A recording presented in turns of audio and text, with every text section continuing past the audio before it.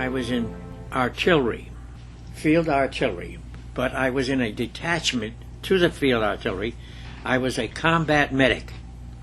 In other words, I was assigned to a certain section of our division, and I was trained to administer first aid in the field in combat to the wounded. I was in the 10th Mountain Division in the Rocky Mountains in Colorado for mountain warfare, skiing, snowshoeing. Right. Now, here's the key to the thing. All our equipment, now this is for the whole division, was carried by mules. And the reason we had to have the mules is because of the terrain and the mountains eventually would be fighting in. There was no way that you could get vehicles up into those areas because of the terrain. Our main fighting was in Italy, in the Apennine range, which are tremendous mountains, and from there it got worse. We went in, you've heard of the Alps, okay? That was the next thing.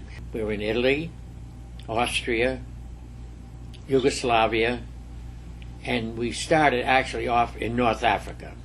But there's no mountains in North Africa, I can assure you of that.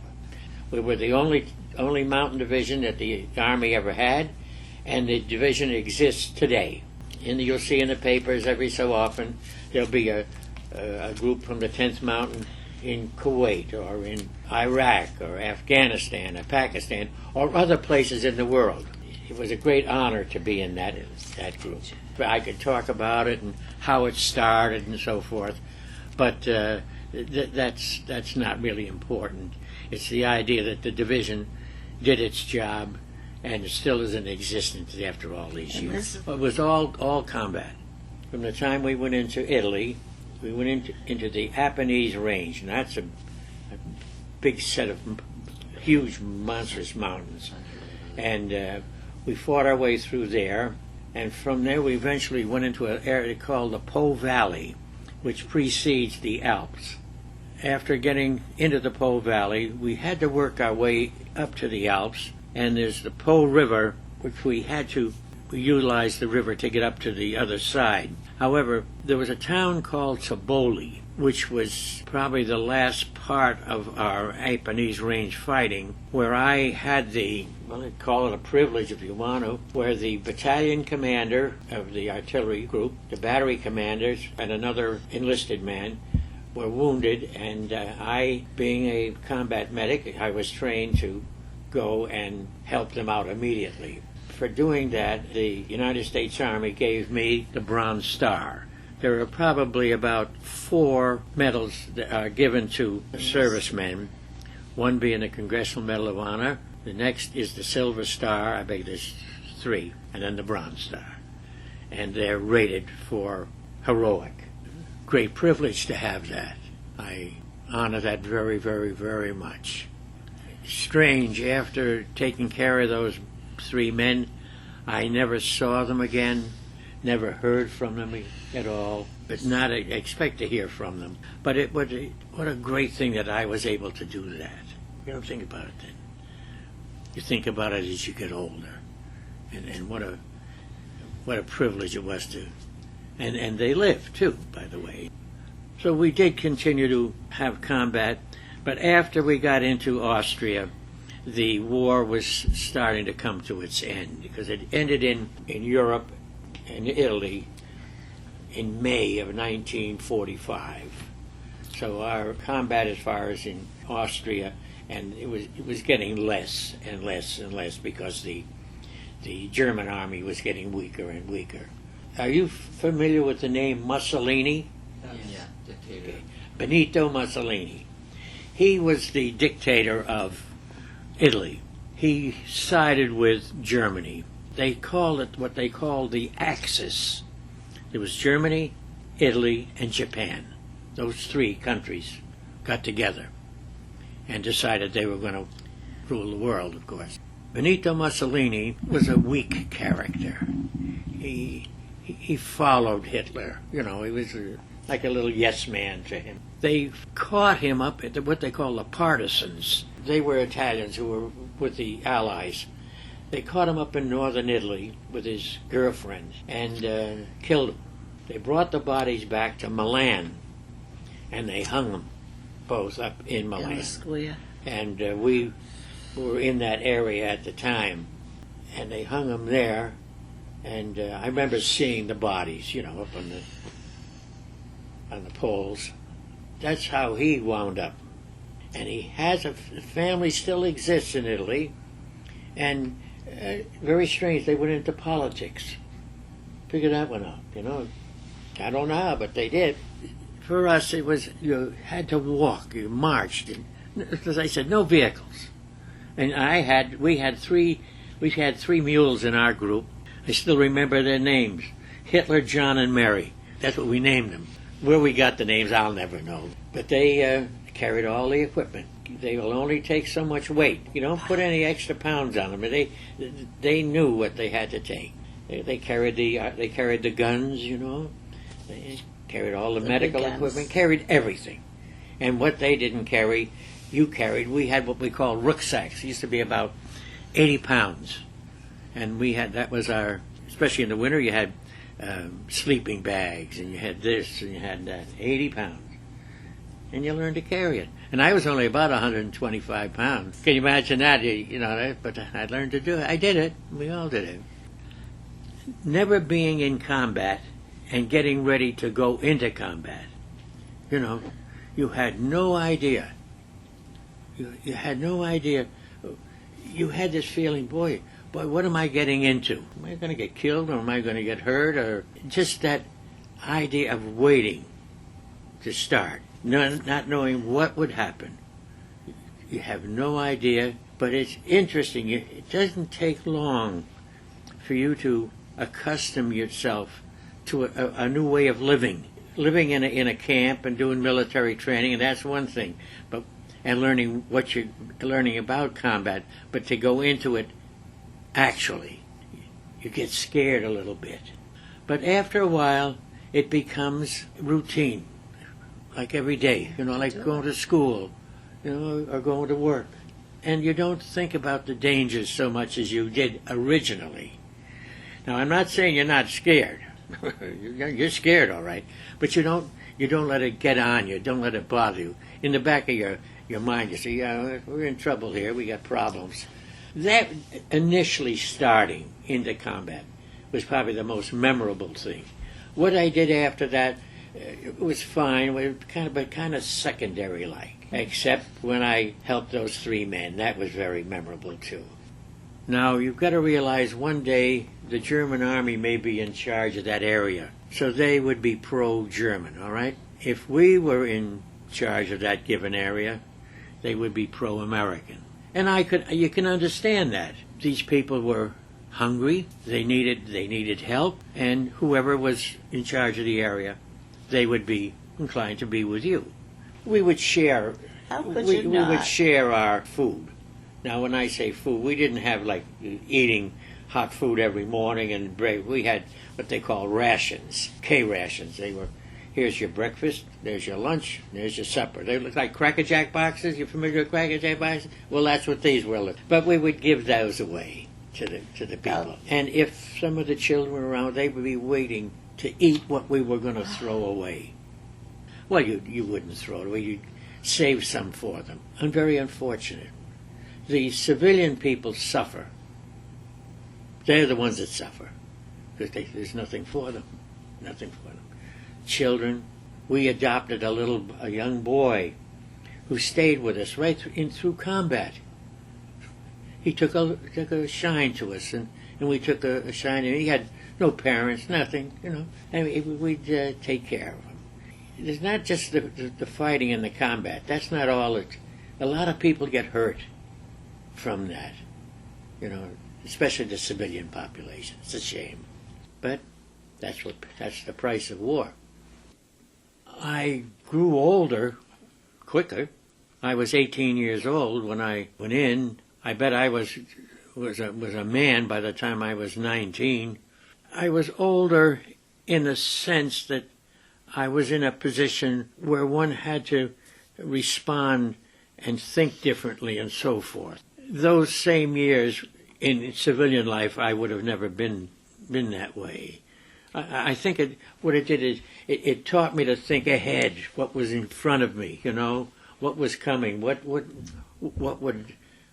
might happen, and where, as young men, you don't have to worry. You go to school, maybe for self-preservation. That kind of getting older. My buddies too, because you always think of the guy next to you or the fellas in your group. You never forget them. You all depend on each other. A fellow by the name of Bill Hadsky, I saw and kept in contact with for many years. Never saw him after the war, only on one occasion. But through the years, with a letter now and then, a card, a phone call, some kind of communication. Called me one day. He lives in Jacksonville, Texas.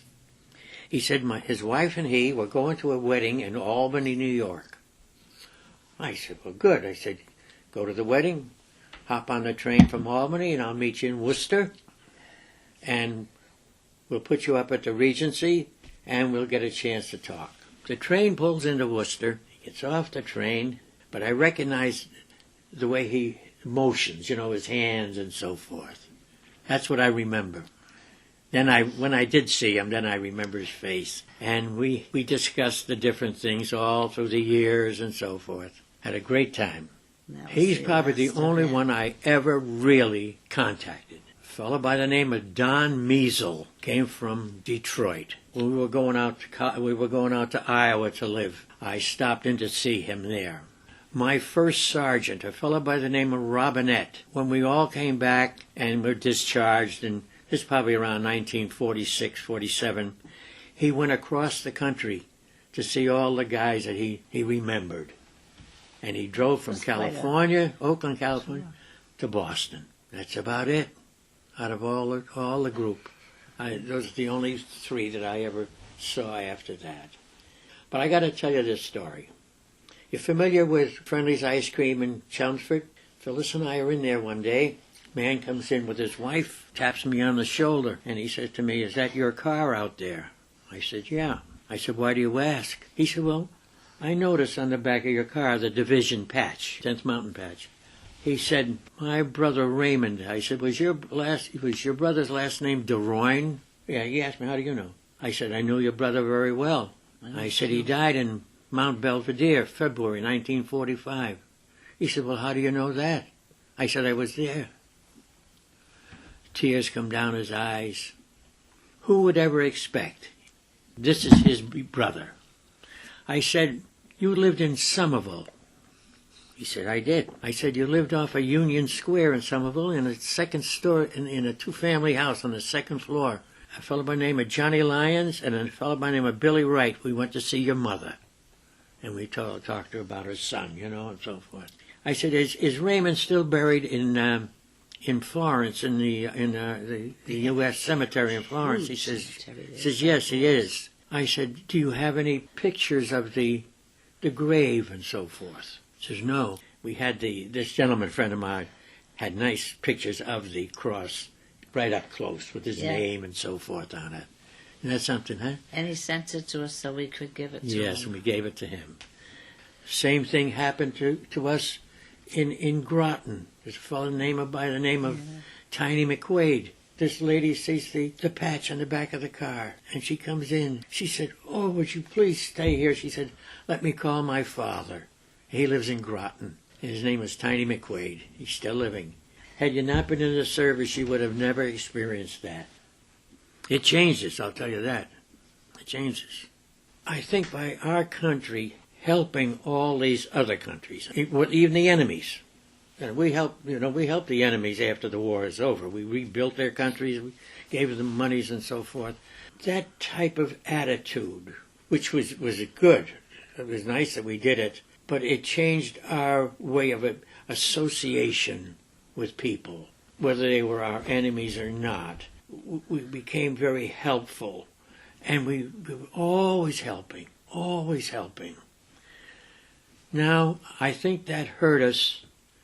It was nice for us to help these countries, but I think we became like a charity, and I think that hurt us financially. And the people, by the way, who we helped, in many cases, took it.